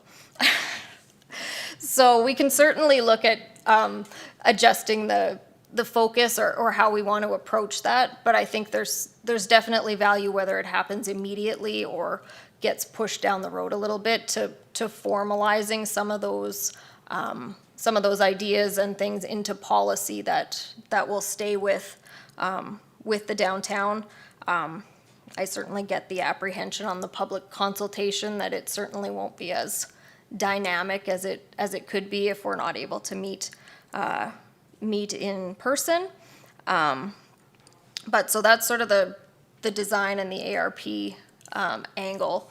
I think the second one is around some of the quick wins that the ECDev strategy highlighted. In the email I'd sent out to council last week, I'd included the link to a website called Tactical Urbanism. So this is an approach to incremental, fast, low risk type ideas, where you basically just try things, whether it's a pop-up cafe or they're things that happen now without a huge cost and commitment and pretty low potential to sort of mess up the grander vision. We don't do well with quick and fast and let's just try it. You could see from our reaction even to the, how are we gonna paint the crosswalks? We go, that'd be really great, but who's gonna decide what color? So, and I think that's the same reaction with the twinkle lights and those things that, we start to look at it and I still think we need somebody to come in with a bit of a design concept, even if it is for twinkle lights and crosswalks, that comes in and says, we'll put them here and do this here, that it's not us doing it and whose idea was that, and because it's, I don't know. I think that's where we get caught up on those quick ideas. I got lots of ideas, but, getting somebody to come in, we've talked about the vacant lot at Bankers Corner, or I see that the crosswalk that goes beside TNT and Collective House now, but I see pictures of people hanging umbrellas and I think, oh, isn't that great? But I think we may still need the support of whether it's a landscape designer or something on it doesn't have to be the grand project, but to come in and say, let's try this and paint this and fix that bench, so that we don't, make a total mess of it. So that's the quick wins side of it, and then the last part is the events component. So this isn't really within the urban design realm, but was definitely a highlight or a thing highlighted in the ECDEV strategy is, you know, what are we doing for events, and what can we do to promote our downtown and the community as a whole by hosting these types of events. Again, we're struggling at this point to plan for too much with the ongoing COVID restrictions. But, you know, we're certainly looking to try to be able to react as soon as we're able to. And if there are sort of ideas or options that can still be achieved with our current restrictions, or maybe even a little ways down the road. So I think there's sort of three things at play, because I sense there's some anticipation to, you know, let's get something done, or let's have something that shows up, you know, this summer coming out of that plan. But yeah, there's definitely some apprehension to be the person who picks the color or picks where the lights go. So I'm sorry, Councillor Harrison, you go ahead. Well, thank you, Your Worship, I guess. So we need to hire somebody to pick a color? Like, this is where I get sort of struggle with this a little bit, is who picks the color?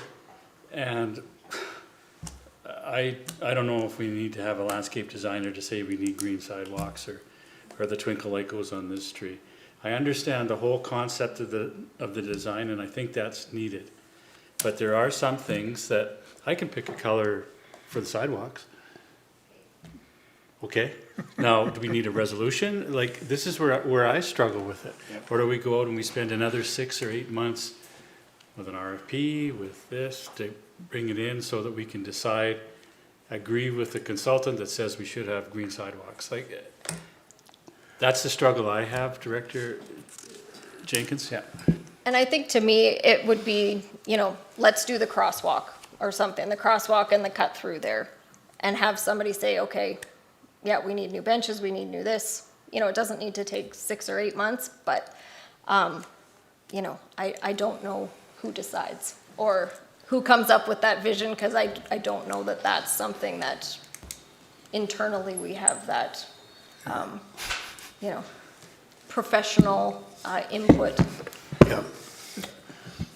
Councillor Bates, I think, was ahead of you. So this is an extension of the discussion we started last week, correct? So as I've sat and thought about it after, you know, last week, and actually had one citizen come to me in between and say, whatever became of 13 Ways. Yeah, I understand your dilemma, and am more conducive to getting someone to help put those things together. Looking at whatever we haven't done, which there's still hints in Roger Brooks and the 13 Ways that, anyway, my thoughts are that I understand where you're at. I'm not sure the total scope and whether or not we could help guide what the first 3 or 4 things that they looked at maybe, and maybe it's done in phases or something. But I do see your dilemma, and I do see where somebody helping guide that would be very useful. Otherwise, whoever picks the first thing and doesn't do it just exactly right is going to get a lot of criticism. Thank you. Councillor Reberger. So my observation was going to be is I was going to wonder if that's how we ended up with ceramic tiles on the sidewalks downtown. Exactly. Because somebody just made a decision and didn't have any professional input into it. Yeah. You know, so I'm kind of leaning towards some guidance of some kind. So. Your Worship, I don't know, Nike does have a slogan. Just do it. But I don't know, maybe, you know, reaching out to Doug and Heather, maybe they have some contacts. I know down in Ontario there's people, they're called, I think it's called Your Rising, and so they work with communities, so they would, very inexpensively, they have completely decorated downtowns, Harriston and that whole area. And, I also think we have some very talented people in our community that would love to help out as far as kind of sprucing things up downtown in a, whether, you go to a business and you can say, well, here's a plan, would you like to do it? It's $250, a couple of planters, et cetera, and maybe some people in our community that are very talented at that could help with that. I also understand what you're saying, certainly about number one. And, number three, events. I also think we need to kind of plan for events, and especially outdoor events as summer approaches.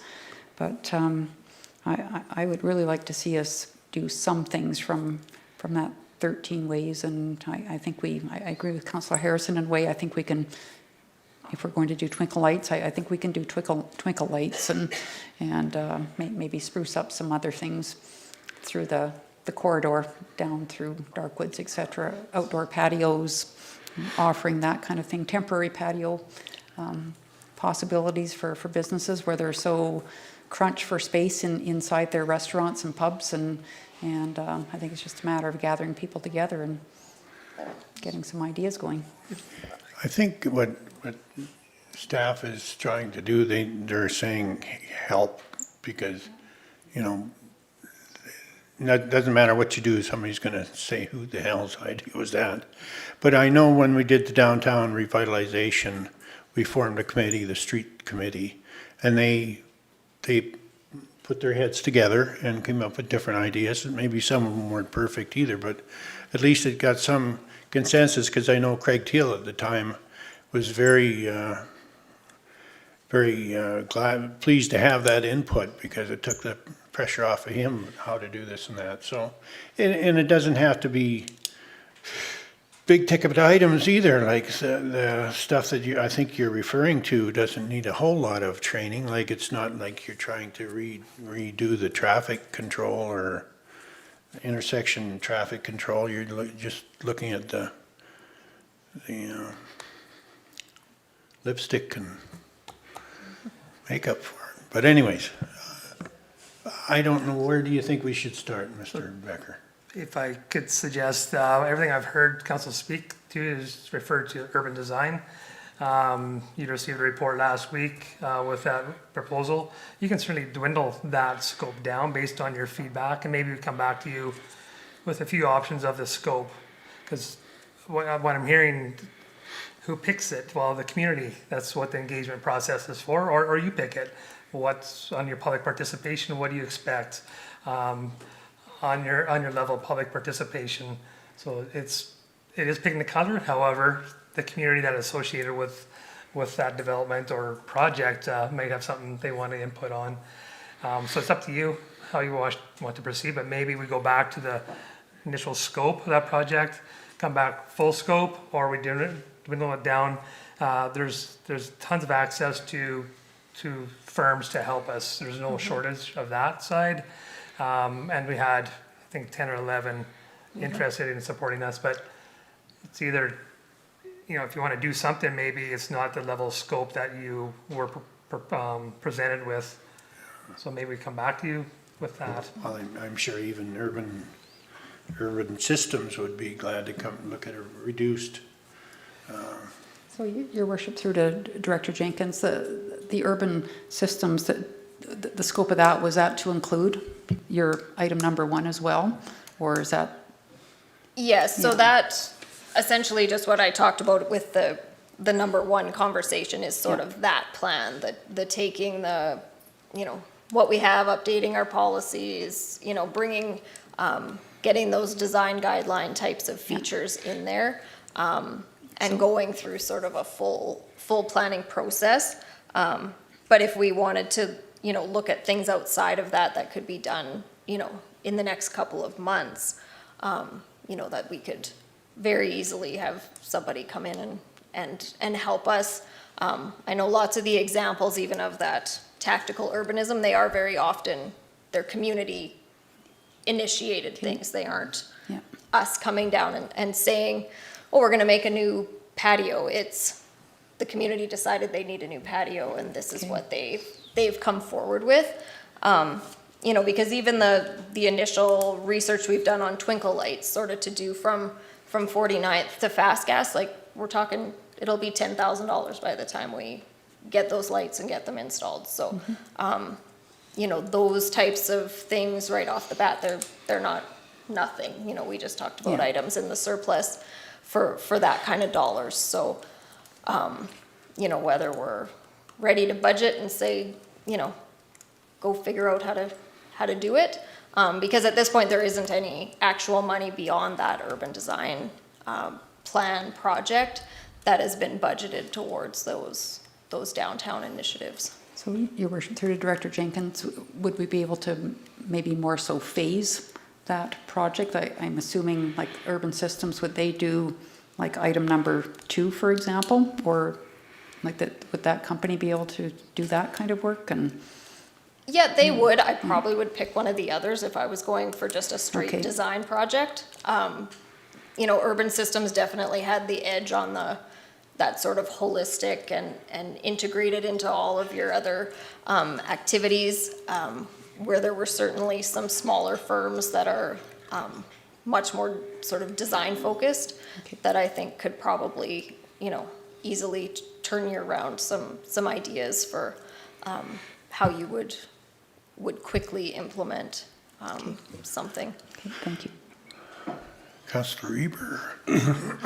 Kind of circling back to the events, do we have anybody on staff that puts any time towards events? Like, I know in Pennell, they have a half-time position that, but I mean, does it just fall on Kane if there is an event, or do we have anybody that actually works on planning Essentially right events, now, so Kane is our events guy, and in the absence of some of our recreation programming that was, you know, intended to be a shift to enhancing that, you know, COVID has certainly hampered our ability to really ramp that up, but that's why Kane's with us today, is to hear this conversation. Because I think that's something that we've been missing, right? Is a dedicated events type system. And then the other comment was going to be as far as patios on Main Street. We brought in a policy for that, did we not? That I just don't know if the restaurants that are on Main Street are aware of that policy that permits them to do that patio idea if they. I mean, there's been some changes in some of the restaurants and stuff, so maybe it's time to put that out there that if somebody wants to try it. So yes, well, I guess in answer, yes, we do have the policy that allows that. Probably not the Maru restaurant may or may not be aware. Persia House was part of the initiation of that project, and they've had some ideas. I think they go back and forth onto whether they want to give up any parking for tables, that sort of thing. But it is probably something we could promote better. We have had a couple people take us up, you know, for their sidewalk displays, but none of the restaurants have pursued that approval.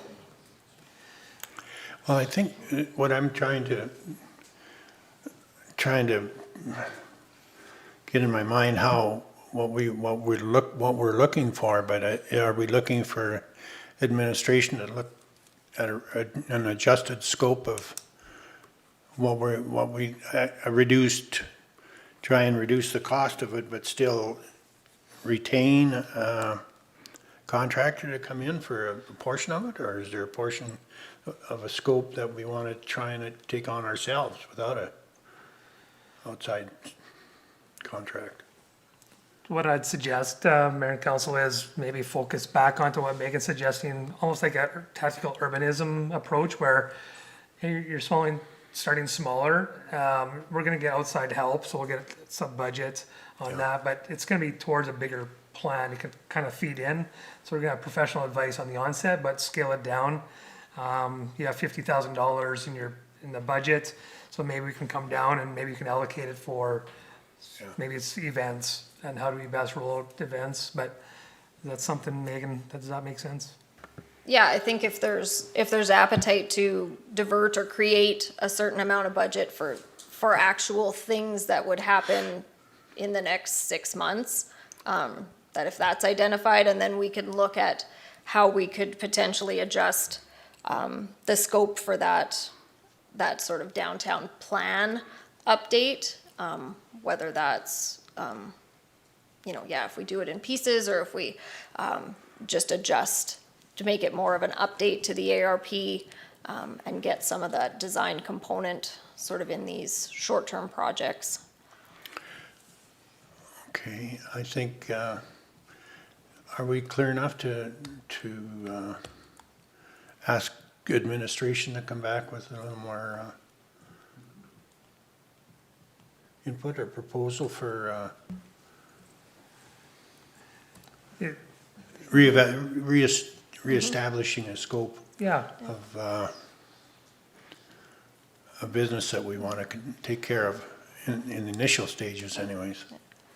I guess I would only just have the question on the events side as to whether there's appetite or to actually putting budget money towards And creating new, I doubt you'll get any events. response as far as whether they will be approved or not at any given time in the future. Nobody's sticking their neck out too far to say, well, okay, after May 31st, it's wide open, or I don't think you're going to get an answer from anybody that you want to plan by, but Your worship, that would be a yes for me on the events.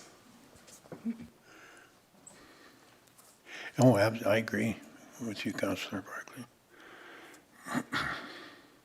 So one quick question on the events, just for the thinking here, are we seasonally or are we year-round, or obviously there's lots of stuff out there that would pop back up in a heartbeat, like the soapbox derby and all. There is stuff that will happen when we can. I'm just trying to get a feeling for, I think there was some discussion previously about how much of the year we spend in the cold. So do we give them any direction, or just say, go, give us a shotgun?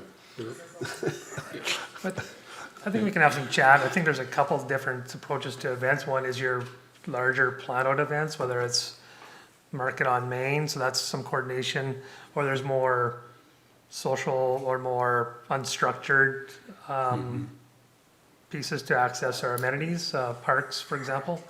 So I think that's maybe a discussion we could start, and then bring it back in for further evaluation, maybe onto Community Services Committee for some input. But we don't, to do a lot of structured events is very, very demanding. We can do it, but it does require community involvement. And again, there's restrictions associated right now, but still need to plan. But then again, more of that unstructured opportunities for community to participate.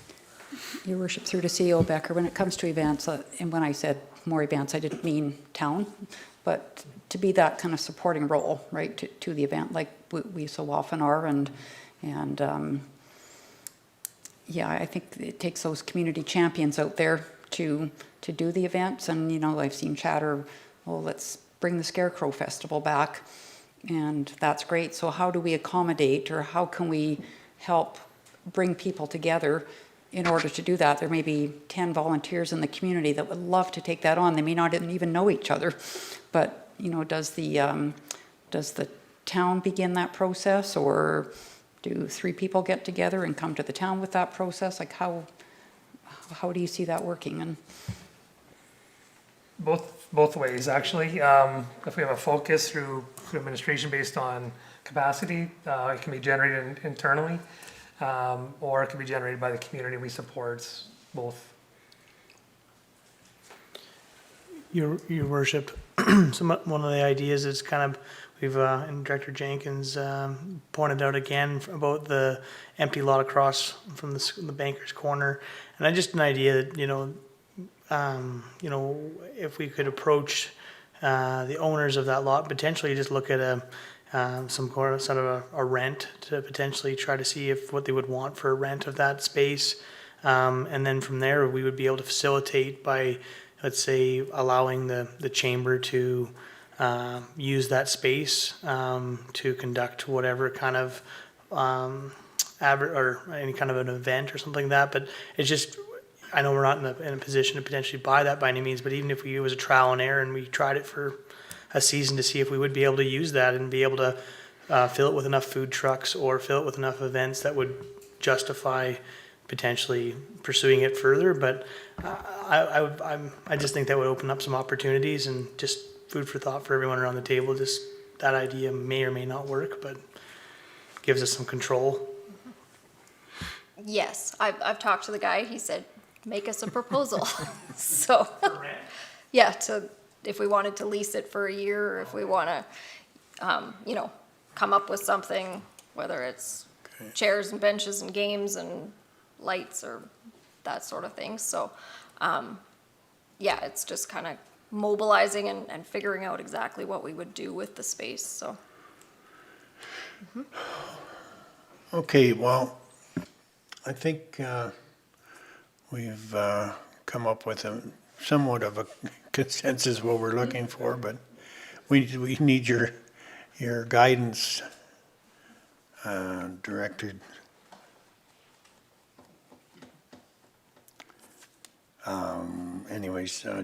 Jenkins, but I think right now is to get the ball rolling and get some definition of a scope before we proceed with another contract or another proposal for a contract for your, similar to urban systems, urban design. Okay, do you need a motion? Information. Okay. Would someone like to move that we accept this report for information? I will do that, Your Worship. Thank you, Councillor Barkley. All in favor? Carried, thank you. Let's have a quick round table. Councillor Hill? Oh, thank you, Your Worship. The only real thing I had to ask today is, and I think I know I've gotten this information prior, but with the mailboxes being replaced, I know there was like the break-ins that were happening with some of the older style. There definitely has been some hot spots that were addressed, but I do know there's some other mailboxes that have not been replaced yet, and obviously I know it's just coming into that season to potentially do any kind of groundwork or whatever, but just wondering who we would discuss that with, or if that's even a municipal thing whatsoever. In past years, they typically contact us and just tell us which ones they're doing. I haven't heard anything at this point. Okay. But yeah, I don't know if the communication goes the other direction. Yeah, I wasn't too sure. By all means, maybe it says nothing to do with us, but one of the things that keeps on getting brought up is people they're getting afraid of sending anything or receiving anything, especially with the online culture that we live in. So, yeah, just a point of clarification. I thought they'd all been.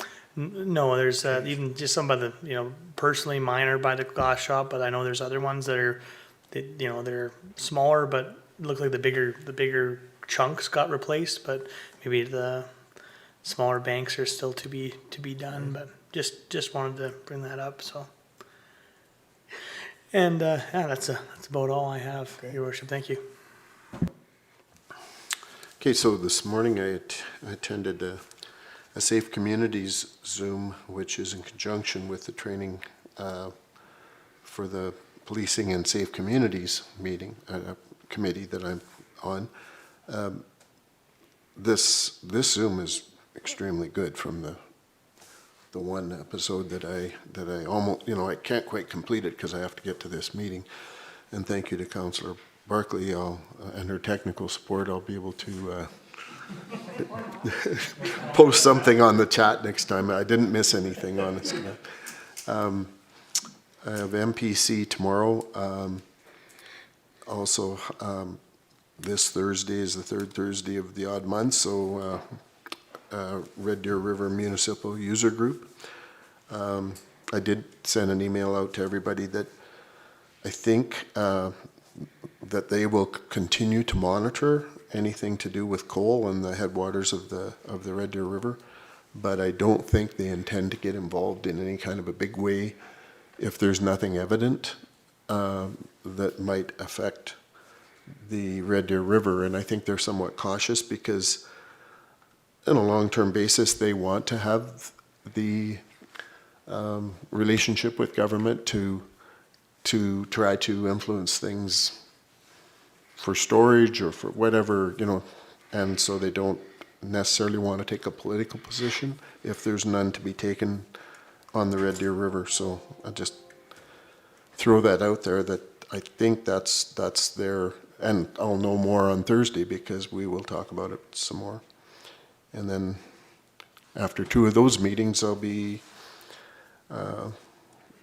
onto the police and safe communities. So I guess I have 1.5 days on Thursday. Thank you. Sorry to interrupt, Your Worship. I do have a commitment. I have a citizen engagement actually at 5. Okay. I'm going to step out, and Director Weimark, could you hold the realm? All the best to you, and I'll I'm just next door.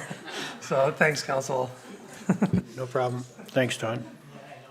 Okay, Councillor Barkley. Thanks, Your Worship. Have MPC tomorrow. Then last week, Todd and Stuart and we met with Devon Knapsinger, Vice President of the Chamber of Commerce. It's the 3rd time that we have met. President Tyrell Robinson was unable to come this time, but there was some great discussion that went around the table. Stuart presented to them a collaborative effort potentially with the town's benefits program. Apparently the town has access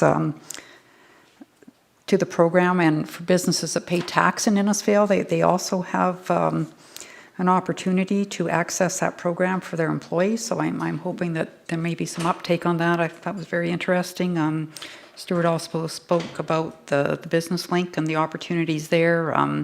Kind of talked around, economic development and things going forward. So it was a good discussion. The Chamber just finished their strat planning. Devon was unable to attend session 2, and Councillor Harrison and I were both busy with other meetings that evening, and we couldn't either, but I'm sure it was very good.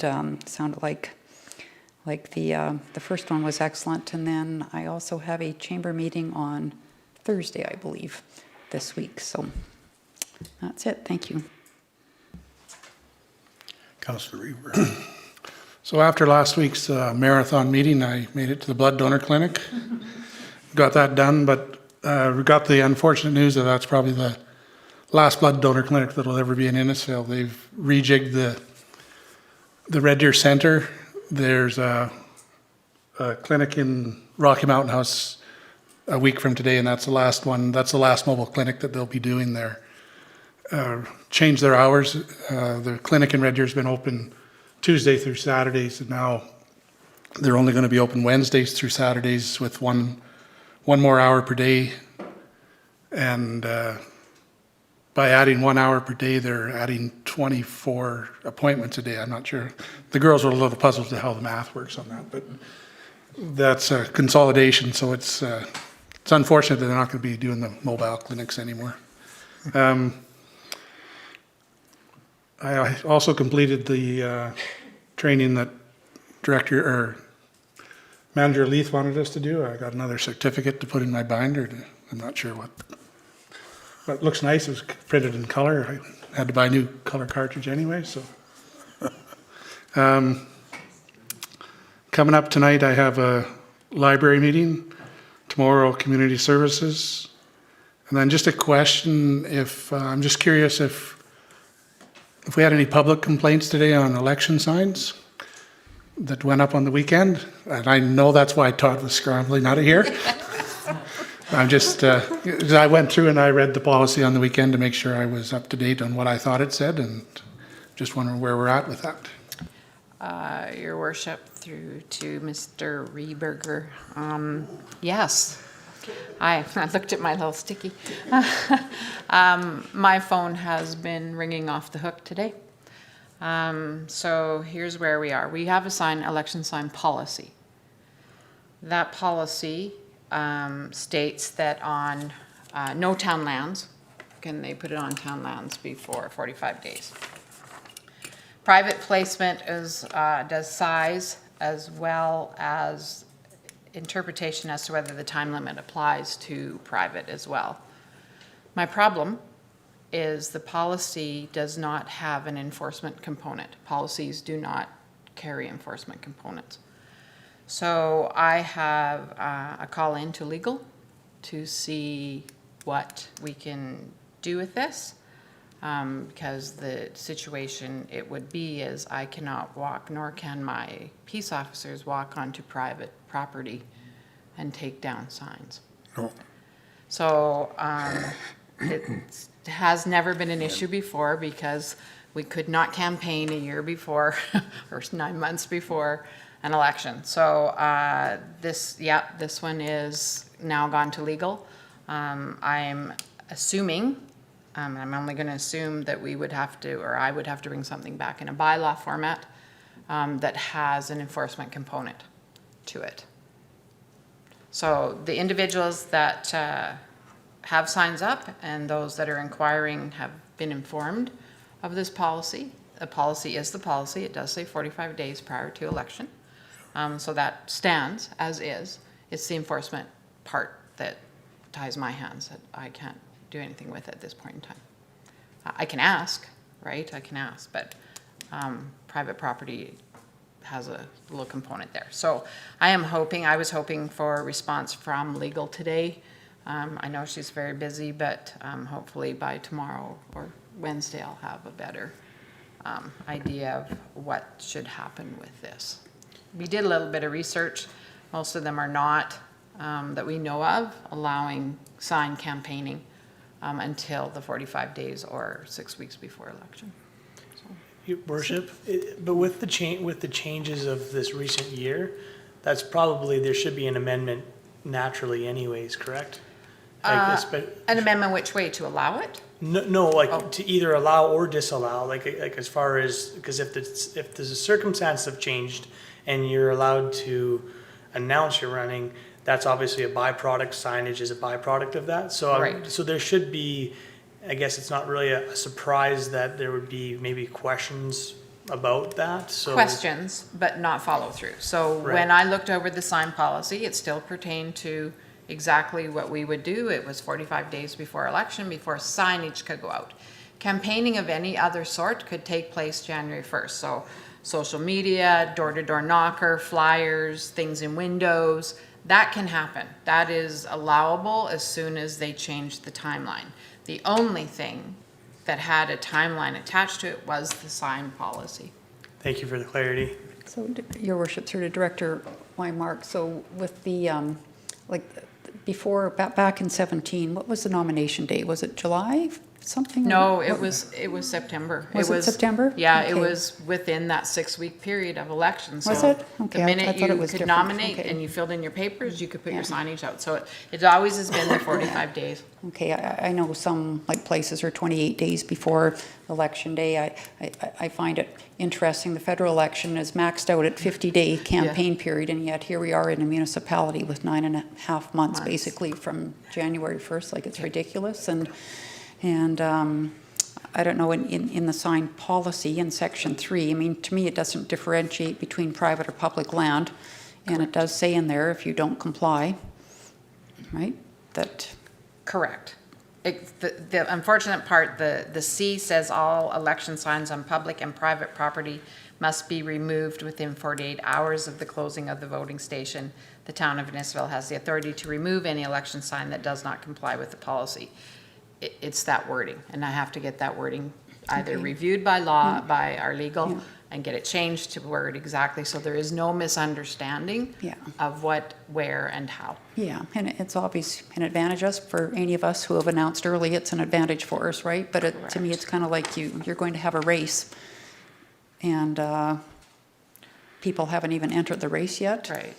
And, The other component is what you as council want your municipality to look like going over the next few months. yeah, I've had feedback on that, like, Right. people are not happy with Right. That's thinking really- about maybe 15 or 20 different candidates having signs out for months Correct. on end, like, What they are would that not look happy. like? Yeah, what would that look like? So it is a visual component as well that's attached to it. Okay. Anything else?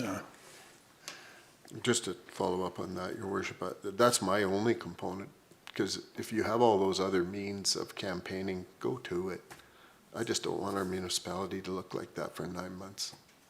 So that's just, I'm just Right. voicing my So I did reiterate to those individuals, we have one, that you have one to comply by. So whether they comply, I guess, is to be seen. But however, in the meantime, I will get a legal and tighten, obviously we have to tighten this up a little differently. Okay. Councillor Harrison. Thank you, Your Worship, and I certainly won't belabor the election signs discussions. I think it's been identified and it's being looked at.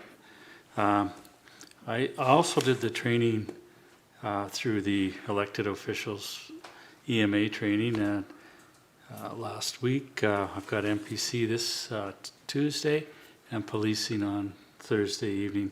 And just for information, I was at the pharmacy this morning and they've started their vaccinations for COVID-19. So it's good. Thank you. Okay, I don't have very much. We had an SRD, this wastewater board meeting, kind of an emergency meeting, but they wanted to discuss, we had an opportunity to sign a 5-year contract for power at 5 cents a kilowatt hour, so we went for a 5-year contract, which was quite good for the amount of power they used too, so we were happy with that. But anyways, I did have one question, and just off the top of your head, Megan, did I hear you say there was some new building permits? So our building permits took a jump? Yes, last week. So, yes, we issued 4 new development permits in Bella Vista for single-family dwellings last Yeah, week. So that Bella was, Vista. yep. So that was good news. Well, that's encouraging. I'm glad to hear that. So, Stephen, did you have anything else? No? Heather? No? Megan? Ken, you got anything? No comments? The masked bandit back there.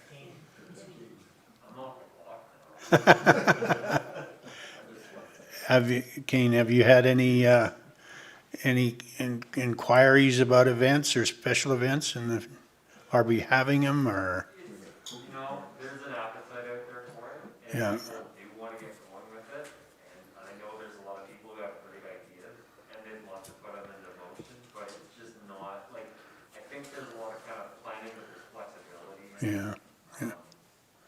But I think you will see a lot of people make a big push and try some ideas maybe that they haven't tried before, and then kind of come back to a lot of the old favorites. Yeah.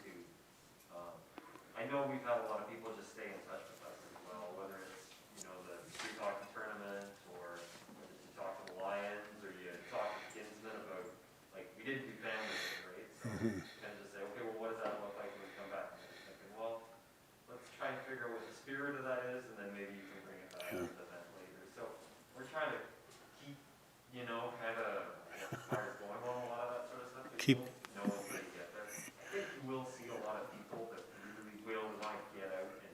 I think so too. Yeah. Okay. Thanks, Kane. Stuart, you got anything? No? Vanessa? No? Okay, well, I think if there's nothing else for the good of council, I would entertain a motion to adjourn. I'll move we adjourn at 5:07. I think it's around 5:05. Yeah.